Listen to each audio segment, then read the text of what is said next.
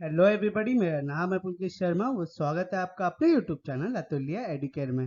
तो आज हम लोग क्लास 10th का chapter number 13 surface area volume में एक्सरसाइज 13.1 का पार्ट 1 करने वाले हैं। ठीक है, क्या किया है मैंने एक्चुअली एक्सरसाइज 13.1 को दो पार्ट में डिवाइड कर दिया, पार्ट 1 और पार्ट 2 करके। ठीक है, जिससे आपको भी इजी होगा और एक वीडियो भी थोड़ी शॉर्ट बनेगी तो आपका भी कॉन्सेंट्रेशन लगा रहेगा पूरे वीडियो में। ओके, चलो शुरू करते हैं।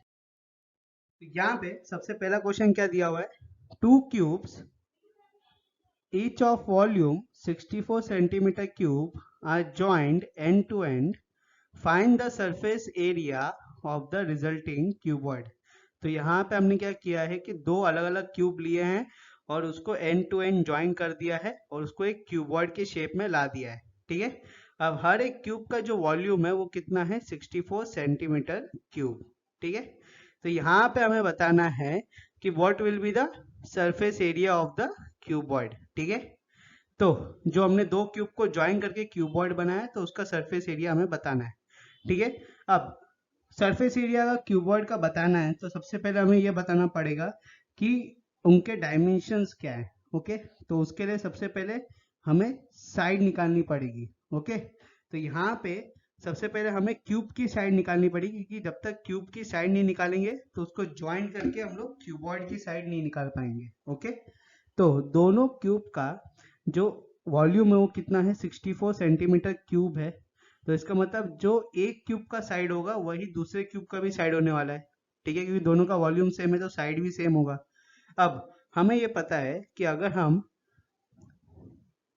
वॉल्यूम ऑफ टू क्यूब्स लेते हैं, sorry side of to cubes लेते हैं ए सेंटीमीटर। ठीक है, ए सेंटीमीटर ले लेते हैं साइड, तो वॉल्यूम ऑफ क्यूब क्या होगा आपका, साइड क्यूब होगा, मतलब ए क्यूब होगा। और volume of one cube is 64, तो 64 इक्वल टू ए क्यूब। अब मेरे को ए की वैल्यू चाहिए तो क्या करूंगा, दोनों तरफ क्यूब रूट कर दूंगा। ठीक है, तो यहाँ पे ए क्या आएगा आपका, 4 centimetre, because 4 is the perfect cube of, sorry 64 is the perfect cube of 4। ठीक है, तो ए इक्वल टू हमें 4 सेंटीमीटर आ गया। इसका मतलब दोनों क्यूब का हर एक साइड क्या होगा, 4 सेंटीमीटर का होगा। ठीक है, अब जैसे आप देख सकते हो जैसे हम लोग इसको ज्वाइन करेंगे एंड टू एंड तो एक पूरा क्यूबॉइड बन जाएगा। तो यहाँ पे जो टोटल लेंथ होगा वो क्या होगा आपका, 4 + 4 8 सेंटीमीटर हो जाएगा। हाइट वही रहेगा 4 सेंटीमीटर और जो विड्थ है वो भी वही रहने वाला है 4 सेंटीमीटर। तो सिर्फ लेंथ चेंज हो जाएगा, लेंथ हो जाएगा आपका 8 सेंटीमीटर। ठीक है, अब टोटल सरफेस एरिया निकालते हैं क्यूबॉइड का, जो हमें निकालने के लिए बोला गया है। ठीक है, so that will be 2L into B. L क्या है यहाँ पे, एक बार लिख लेते हैं, 8 सेंटीमीटर, ब्रेथ आपका 4 सेंटीमीटर और हाइट भी आपका 4 सेंटीमीटर।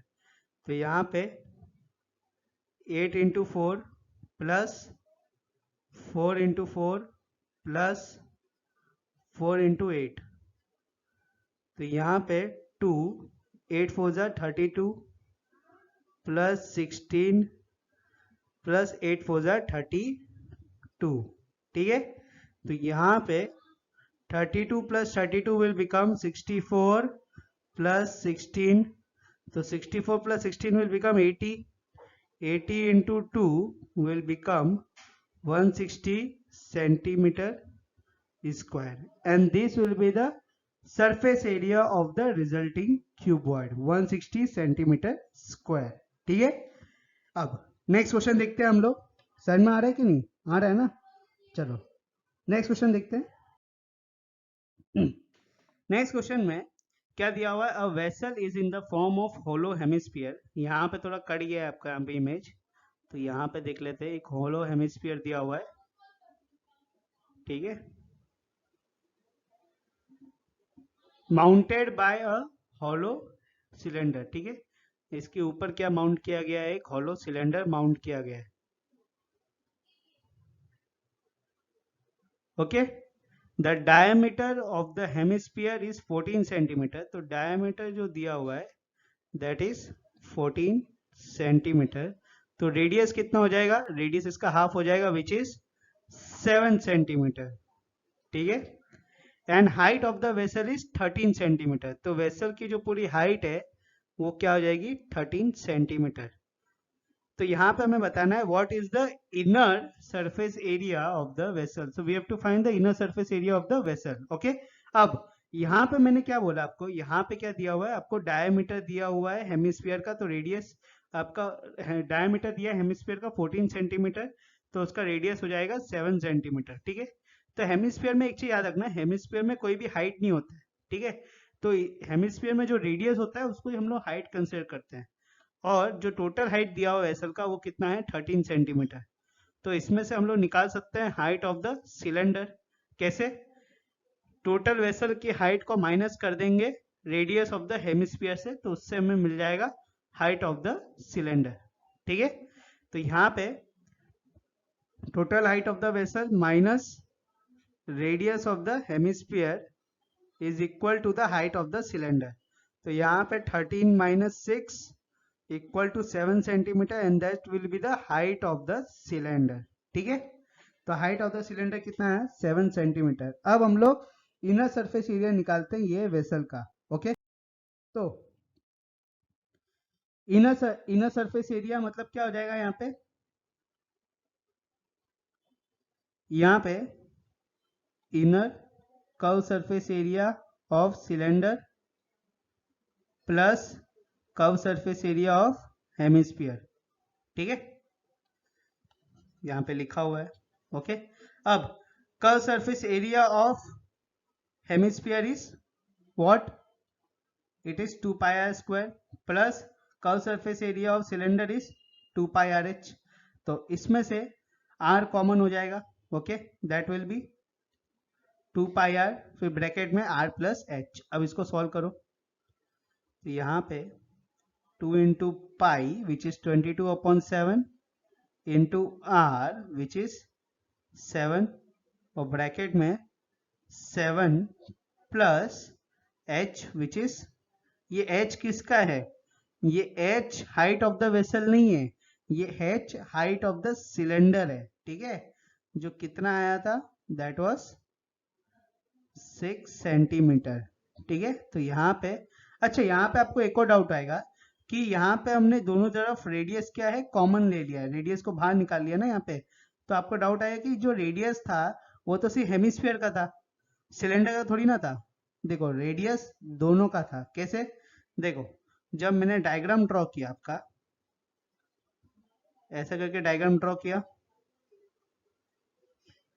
ठीक है, तो जो बेस था सिलेंडर का और जो सर्कुलर बेस था हेमिस्फीयर का, वो दोनों एक के ऊपर एक क्या हो गए थे, अलाइन हो गए थे। इसका मतलब क्या हुआ, इसका मतलब जो रेडियस हेमिस्फीयर का था वही रेडियस किसका हो जाएगा, आपका सिलेंडर का हो जाएगा, क्योंकि यहाँ पे आप देख सकते हो कि वो क्लियरली एक के ऊपर एक अलाइन हो गए।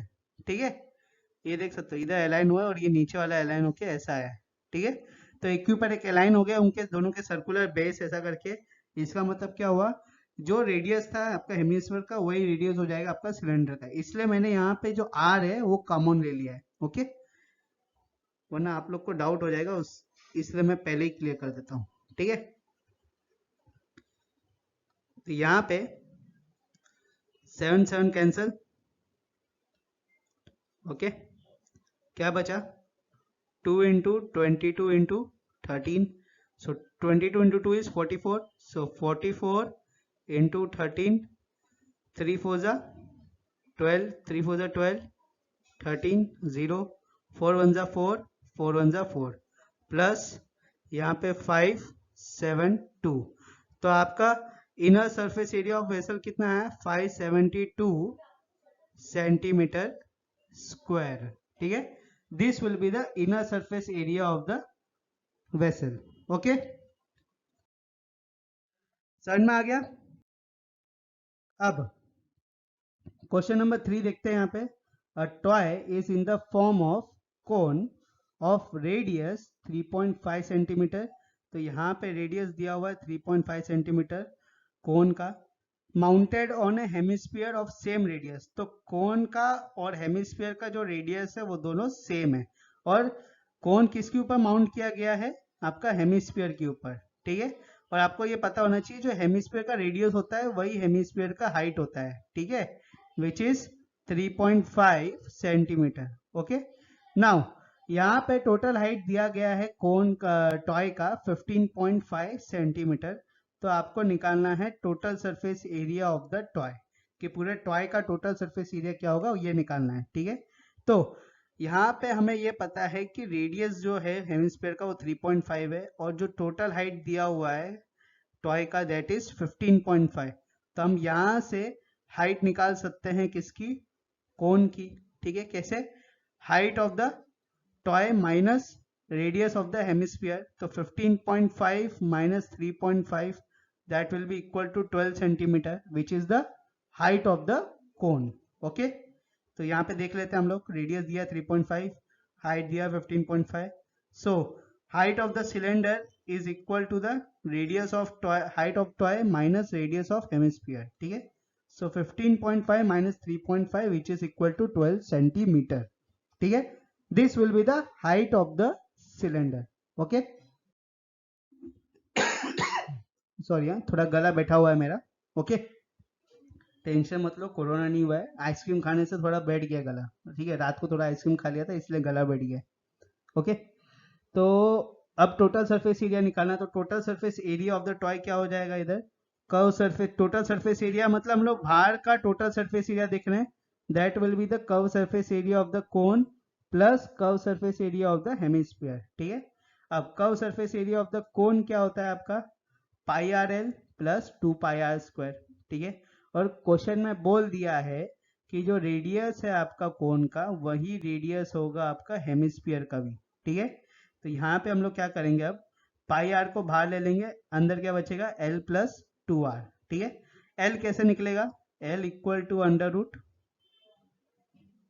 Are square plus H square. ठीक है, तो यहाँ पे 22/7 into R which is 3.5 bracket में R square plus L square, तो आर हो जाएगा आपका 3.5 का होल स्क्वायर प्लस एच हो जाएगा आपका 12 का होल स्क्वायर प्लस 2 आर, तो 2 इंटू 3.5। ठीक है, अब यहाँ पे अगर और कैलकुलेट करें हम लोग तो क्या आएगा, 22/7 इंटू 3.5 दैट विल बी 35/10, और यहाँ पे अंडर रूट 3.5 का होल स्क्वायर विल बिकम 3.5 को 35 इंटू 35 करते हैं, फिर आगे पॉइंट लगा देंगे 2 डिजिट के बाद। ठीक है, तो यहाँ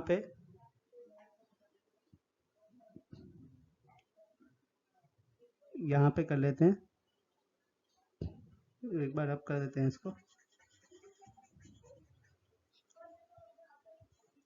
थोड़ा जगह का प्रॉब्लम हो गया इधर इसीलिए। ठीक है, तो यहाँ पे 35 इंटू 35, 5 5 ज़ा 25, 5 3 ज़ा 15, 16 17 0, 3 5 ज़ा 15, 3 3 ज़ा 9 10। ठीक है, तो यहाँ पे क्या है हमें 1 2 2 5। ठीक है, तो 12.25 आ जाएगा। तो यहाँ पे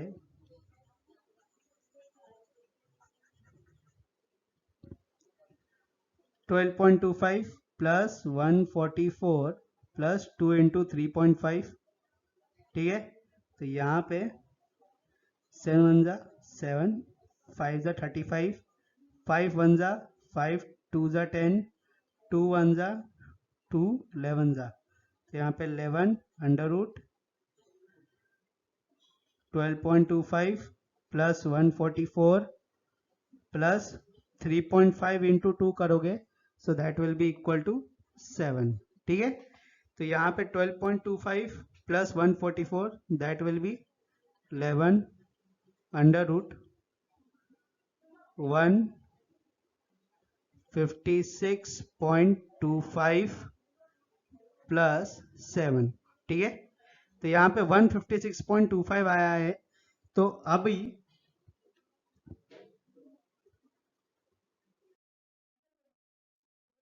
यहाँ पे क्या है, 11 अंडर रूट 156.25 प्लस 7, ठीक है। तो यहाँ पे हम लोग क्या लिख सकते हैं, 11 अंडर रूट, डेसिमल को फ्रैक्शन में कन्वर्ट कर देंगे तो 156.25 अपॉन 100 प्लस 7, ठीक है।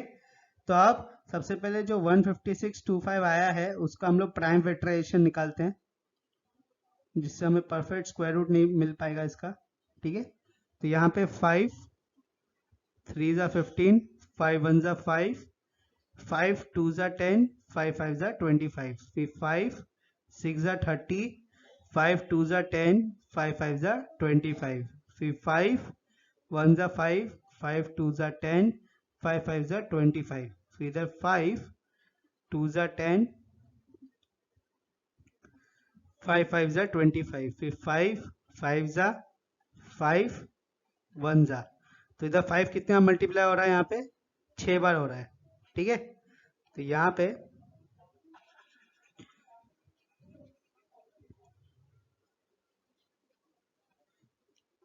क्या आएगा, यहाँ पे 11 अंडर रूट 5 का होल पावर 6 अपॉन 10 का होल पावर स्क्वायर प्लस 7, ठीक है। So that will be 11।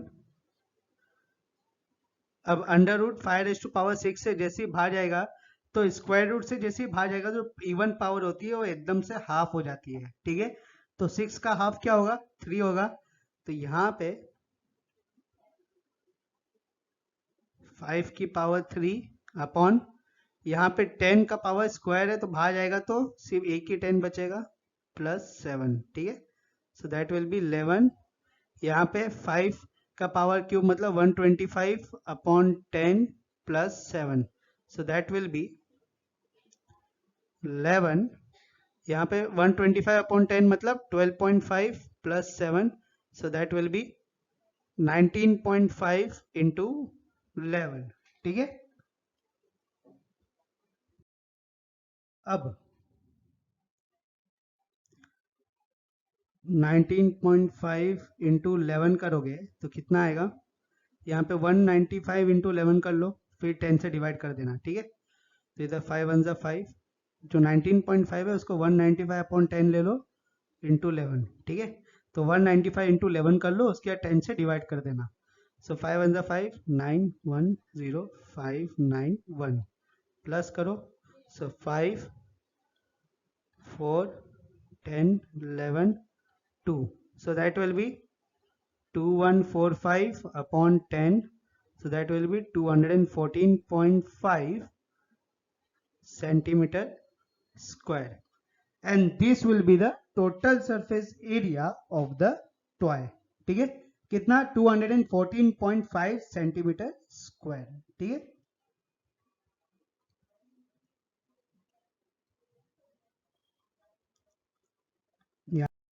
तो क्वेश्चन नंबर 4 दिया हुआ है, a cubical block of side 7 centimetre is surmounted by a hemisphere. तो यहाँ पे आप देख सकते हो कि एक क्यूबिकल ब्लॉक है जिसकी साइड कितनी है, 7 सेंटीमीटर है, और वो किसके, उसके ऊपर क्या सरमाउंट किया गया है, एक हेमिस्फीयर सरमाउंट किया गया है, ठीक है।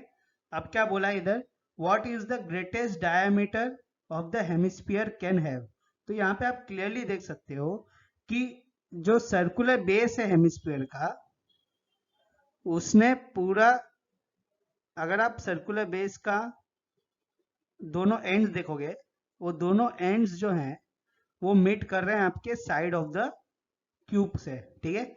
इसका मतलब जो डायमीटर होगा आपका हेमिस्फीयर का, that is equal to the side of the cube, ठीक है। तो अगर side of the cube 7 centimetre है तो डायमीटर ऑफ द हेमिस्फीयर भी कितना होगा, 7 सेंटीमीटर, ठीक है। अब we have to find the surface area of the solid. Surface area निकालना मतलब टोटल सरफेस एरिया की बात कर रहे हैं इधर, ठीक है। तो अगर टोटल सरफेस एरिया आप देखोगे, अगर आपको देखना है टोटल सरफेस एरिया क्या होगा, तो उसको मैं जो बता रहा हूँ उस तरीके से देखना, ठीक है। यहाँ से अगर मैं एरो मार्क डाल रहा हूँ मतलब इधर आई है, ठीक है, तुम्हारी आंख है इधर, अगर इधर से देखोगे तो यहाँ से आपको क्या दिखेगा, सिर्फ यहाँ का कर्व सरफेस एरिया दिखेगा हेमिस्फीयर का बाहर से, ठीक है। और क्यूब का आपको टोटल सरफेस एरिया दिखेगा, ठीक है। मगर उसमें से हमें माइनस करना पड़ेगा सर्कुलर बेस जो है ना, area of circular base of hemisphere, उसको माइनस करना पड़ेगा हमें total surface area of the cubical block से। क्यों? क्योंकि ये जो सर्कुलर बेस है हेमिस्फीयर का, उसने पूरा एक जो फेस है क्यूब का वो पूरा कवर कर लिया है, ठीक है। तो उसको माइनस करना पड़ेगा हमें total surface area of cubical block से, ठीक है, एरिया ऑफ सर्कुलर बेस को, ठीक है। तो यहाँ पे आपका फाइनल इक्वेशन कैसे बनेगा? Curve surface area of hemisphere plus total surface area of cubical block minus the area of the base of the hemisphere, ठीक है। ये area of the base of the hemisphere कौन सा है? ये ऊपर वाला है जो पूरा एक फेस कवर कर चुका है, ठीक है। तो यहाँ पे 2 pi R square is the curve surface area of hemisphere. Total surface area of cubical block कितना है? 6 साइड स्क्वायर है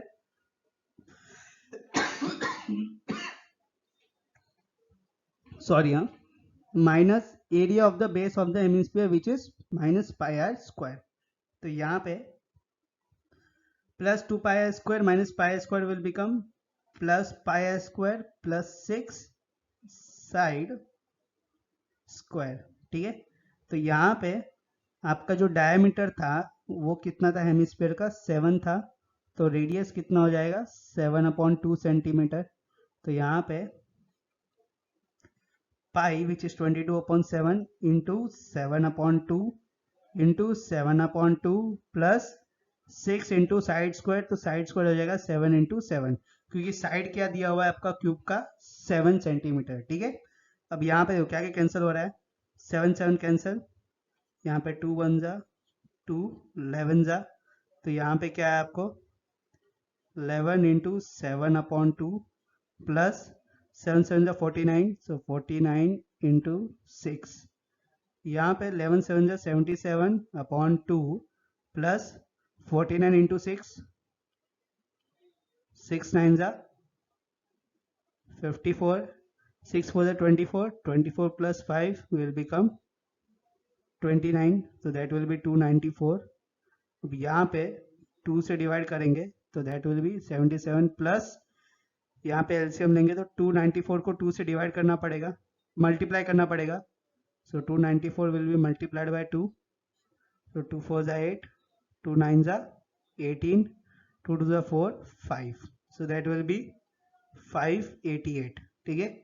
अब 588 को आप 77 से प्लस करो तो 7 प्लस 8 15, फिर उसके बाद 7 प्लस 8 15 16, फिर 5 प्लस 1 6, तो आपको क्या आएगा आंसर? फाइनल आंसर आपको आया, मीटर कर देता हूं इसको मैं, ठीक है, 665/7, ठीक है, 7 में आ गया तो सॉरी 665/2, ठीक है। इसके साथ आपका एक्सरसाइज 13.1 का पार्ट 1 होता है समाप्त। नेक्स्ट लेक्चर में हम लोग एक्सरसाइज 13.1 का पार्ट 2 करेंगे, मगर जाने से पहले अगर आपको कुछ भी डाउट है तो आप बेझिझक होकर नीचे यूट्यूब कमेंट में पूछ सकते हो, ठीक है। उसके अलावा मैं आपसे माफ़ी चाहूँगा कि मेरा गला आज थोड़ा ख़राब है, ठीक है, वो रात को आइसक्रीम खाने की वजह से ख़राब हो गया है, ठीक है। वैसे आइसक्रीम टेस्टी थी, ओके, तो इससे गला ख़राब है, तो बीच में आपको आवाज़ अगर सही से नहीं आ रही है, बीच में थोड़ी खांसी भी हुई है, तो उसके लिए माफ़ी चाहूँगा, ठीक है, वो नॉइज़ डिस्टर्बेंस के लिए माफ़ी चाहूँगा। तो अगर आपको कुछ भी डाउट है वीडियो से रिलेटेड या चैप्टर से रिलेटेड, तो आप बेझिझक होकर नीचे यूट्यूब कमेंट में लिख सकते हो। और उसके अलावा जो बाकी के सोशल मीडिया लिंक्स हैं, जैसे कि आपके टेलीग्राम हो गया, ट्विटर हो गया, फेसबुक हो गया, इंस्टाग्राम हो गया, इन सब के जो लिंक्स हैं वो नीचे डिस्क्रिप्शन में दिए गए हैं। आपको कुछ नहीं करना है, डिस्क्रिप्शन में जाके सिर्फ क्लिक करना है उस लिंक को, और डायरेक्टली जो हमारा ग्रुप है उसमें अतुल्य एडुकेटर के नाम से, उस ग्रुप को जाके ज्वाइन कर लेना है, ठीक है। तो आज का वीडियो करते यहीं समाप्त। आई होप आपको ये वीडियो पसंद आई हो। अगर आपको ये वीडियो पसंद आया है तो इस वीडियो करो लाइक, शेयर, बेल आइकन दबाओ फॉर न्यू नोटिफिकेशंस, और चैनल करो सब्सक्राइब। मिलेंगे अगले वीडियो में, जब तक के लिए बाय।